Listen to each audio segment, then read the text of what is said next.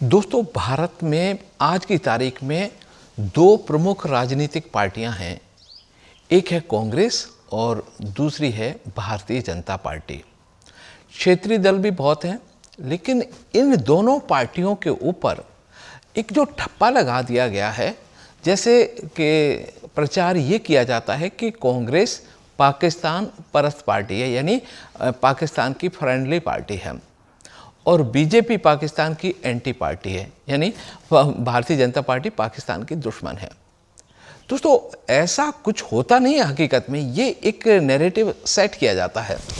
अगर हम बात करें अमेरिका की, तो अमेरिका में भी जैसे जो बाइडेन और जो हमारे अभी के राष्ट्रपति हैं ट्रंप चाचा, तो दोनों के ऊपर यहाँ भी एक ठप्पा था कि जो बाइडेन पाकिस्तान के फेवर में डिसीजन लेते हैं और जो ट्रंप हैं वो इंडिया के फेवर के, यानी इंडिया के लिए अच्छे हैं। तो जब जो बाइडेन राष्ट्रपति बने थे, उस समय ये इंडिया के लिए ठीक नहीं माना गया था कि ये अच्छा नहीं हुआ। और लेकिन जब ट्रंप जीते तो बड़ी खुशियाँ मनाई गई थी कि अब तो भारत की बल्ले बल्ले है, और भारत के मित्र एक राष्ट्रपति हैं जो भारत को अपना घर मानते हैं, और वो राष्ट्रपति बन गए तो भारत के लिए बहुत फ़ायदा होने वाला है। लेकिन हुआ क्या? ट्रंप ने भारत के ऊपर इतने टैरिफ लगाए और बार बार धमकियां देना शुरू किया, और ये सारा नैरेटिव ख़त्म हो चुका है। यानी आज की तारीख में जो हम बात करें अमेरिका के, तो जो दोनों राष्ट्रपति चाहे रिपब्लिकन हो या डेमोक्रेट्स, दोनों के ऊपर भारत परस्त होने का ठप्पा ये ख़त्म हो चुका है। अब भारत में भी ये चीज़ होने वाली है।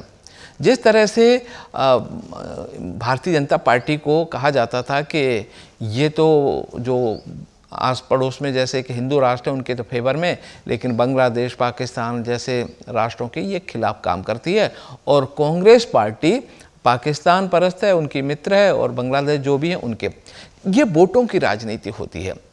कांग्रेस चाहती है कि अगर वो पाकिस्तान के खिलाफ ज़्यादा वक्तव्य नहीं देंगे या उनके खिलाफ ज़्यादा नहीं बोलेंगे, तो उनको जो भारतीय मुस्लिम वोटर्स है उनको वोट करेगा।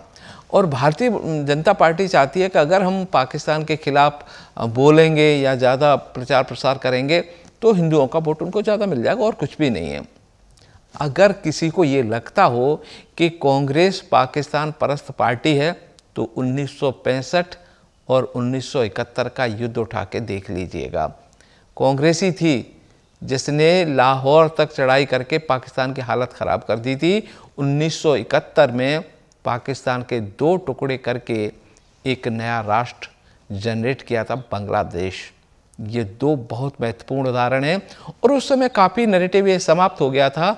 उस समय था भी नहीं कि, क्योंकि प्रमुख पार्टी कांग्रेस थी, कि वो एक पाकिस्तान परस्त पार्टी है। लेकिन उसके बाद में ये प्रचार होकर बहुत तेज़ी से फैला है कि कांग्रेस एक पाकिस्तान परस्त पार्टी है, नहीं पाकिस्तान प्रो कहिए, कि पाकिस्तान प्रो पार्टी है उसके।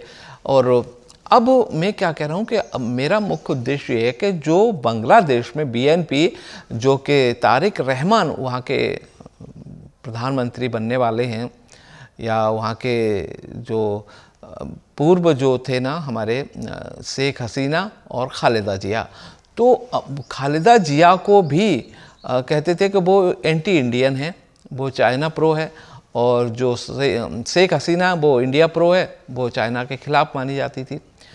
तो अब वहाँ पे हुआ क्या? तो अभी बीएनपी का जीतना, तो वो कह रहे हैं कि नहीं ये तो एंटी इंडियन पार्टी थी तो इंडिया के लिए ठीक नहीं होगा।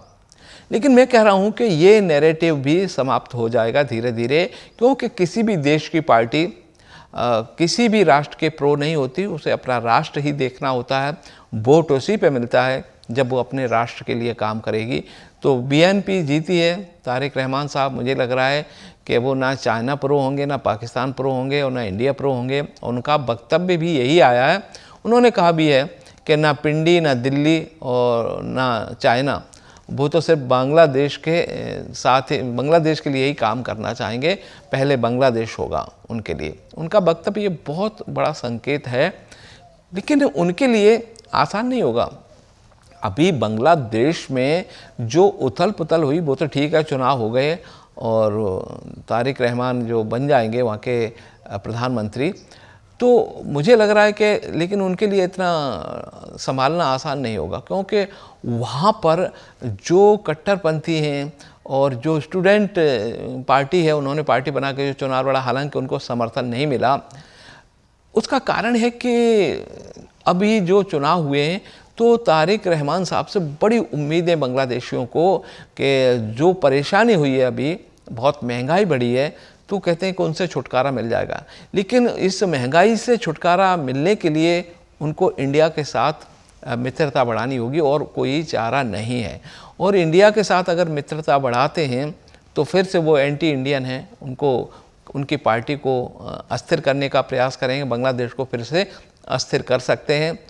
तो चुनौतियां तो बहुत हैं, अब देखते हैं कि उन चुनौतियों से वो कैसे निपटते हैं, और जो नैरेटिव चलता है कि इंडिया प्रो या एंटी इंडिया, उसको संतुलन बना करके आगे बढ़ पाते हैं कि नहीं। और मैं तो ये कहता हूँ कि देखिए, वोट के लिए कभी भी किसी पार्टी को किसी भी देश के समर्थन में या उसके खिलाफ कभी भी नहीं होना चाहिए। पहले अपना देश है, देश के लिए जो काम करके वोट लेगा वही पार्टी आगे जाएगी, ऐसा मेरा मानना है। तो भारतीय जनता पार्टी ने कभी भी ना तो वो पाकिस्तानी प्रो रही, ना रसिया प्रो, ना अमेरिकन प्रो, उन्होंने अपना राष्ट्र को सर्वप्रथम समझा, इसीलिए आज वो सत्ता में है और तब तक सत्ता में रहेगी जब तक राष्ट्र प्रथम रहेगा। नमस्कार।